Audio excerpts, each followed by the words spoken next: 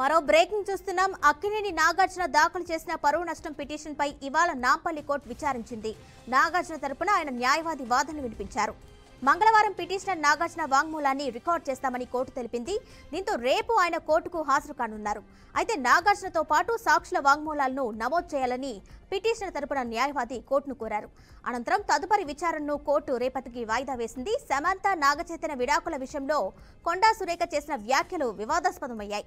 సురేఖ చేసిన వ్యాఖ్యలు తమ కుటుంబ పరువుకు భంగం కలిగించాయని, ఆమెపై క్రిమినల్ చర్యలు తీసుకోవాలని నాగార్జున కోర్టును ఆశ్రయించారు. దీనిపై మరింత సమాచారం మా ప్రతినిధి కురాంతి అందిస్తారు. కురాంతి. రైట్ కిరణ్ మై ప్రస్తుతం ఏదైతే కొండా సురేఖ చేసిన వ్యాఖ్యలపైన అయితే మాత్రం నాగార్జున మన నాంపల్లి మనోరంజన్ కోర్టుని అయితే ఆశ్రయించడం జరిగింది.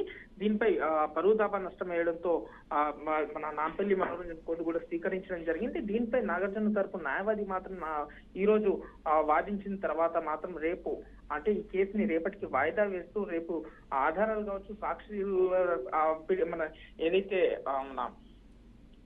మన స్టేట్మెంట్ నాగార్జున స్టేట్మెంట్ తో పాటు ఆధారాల స్టేట్మెంట్ కూడా రేపు రికార్డ్ చేయబోతున్నారు. అయితే దీనిపై తుది నిర్ణయం స్టేట్మెంట్ తర్వాత మాత్రం కొండా సురేఖకు నోటీసులు అయితే జారీ చేసే అవకాశం కనిపిస్తుంది. నోటీసులు జారీ చేసిన తర్వాత కొండా సురేఖ తరపు న్యాయవాది ఎలాంటి పరిణామాలు ఉండబోతున్నాయో మాత్రం రేపు ఈ వాయిదా ఈ స్టేట్మెంట్ రికార్డ్ అయిన తర్వాత చూడాల్సిన అవసరం కనిపిస్తుంది. కిరణ్ నాయ్. అయితే క్రాంతి, నాగార్జున స్టేట్మెంట్ తో పాటు ఇతర సాక్షుల స్టేట్మెంట్ కూడా రికార్డ్ చేయాలని చెప్పి కోర్టు అయితే తెలిపినట్టు తెలిసింది. దీనికి సంబంధించి ఎవరెవరు హాజరయ్యే అవకాశం ఉంటుంది నాగార్జునతో పాటు? రైట్ ప్రస్తుతానికి అయితే ఇప్పుడు నాగార్జున గారు చేసిన వ్యాఖ్యలు కావచ్చు, లేదు అంటే సాక్షులు అంటే సపోజ్ అక్కడ ఉన్నది కావచ్చు, లేదు అంటే సోషల్ మీడియాలో వస్తున్న వార్తల్ని కావచ్చు, లేదు అంటే ఇవన్నీ ప్రతి ఒక్క విషయం కూడా ఈ స్టేట్మెంట్ కిందకే అన్ని తీసుకుంటారు.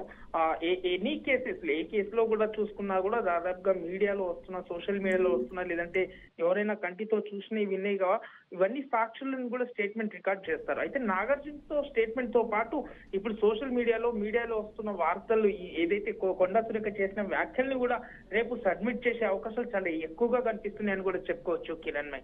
మరి దీనిపైన కొండా సురేఖ ఏమైనా స్పందించారా క్రాంతి? రైట్ కిరణ్ మై, ప్రస్తుతానికి రేపు నాగార్జున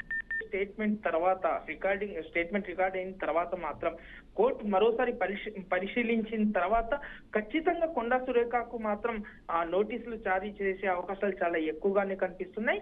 నోటీసులు జారీ చేసిన తర్వాత మాత్రం కొండా సురేఖ దీనిపైన ఎలాంటి ఎందుకంటే ఈ వ్యాఖ్యలు మాత్రం రెండు తెలుగు రాష్ట్రాల్లో కావచ్చు, ఇటు సినిమా ఇండస్ట్రీలో రాజకీయంగా మాత్రం చాలా సంచలనం రేపుతున్నాయి.